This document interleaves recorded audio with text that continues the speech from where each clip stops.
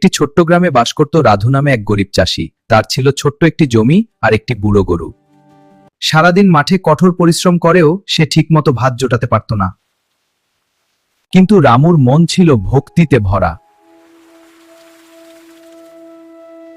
হরে কৃষ্ণ কৃষ্ণ কৃষ্ণ হরে হরে, হরে রাম রাম রাম হরে হরে।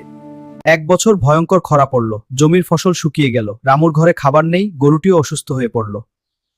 হে কৃষ্ণ, আমাকে শক্তি দাও। আমি পরিশ্রম করব, তুমি শুধু পথ দেখাও।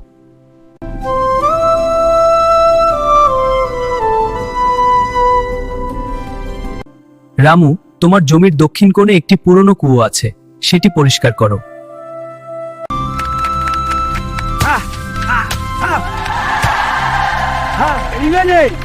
কয়েকদিনের পরিশ্রমে কূপে পানি এলো।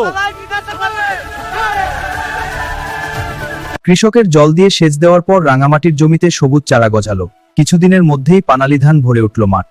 এই নাও, এটা তোমার জন্য। ধন্যবাদ দাদা। হ্যাঁ, এটাই দয়ার ফল।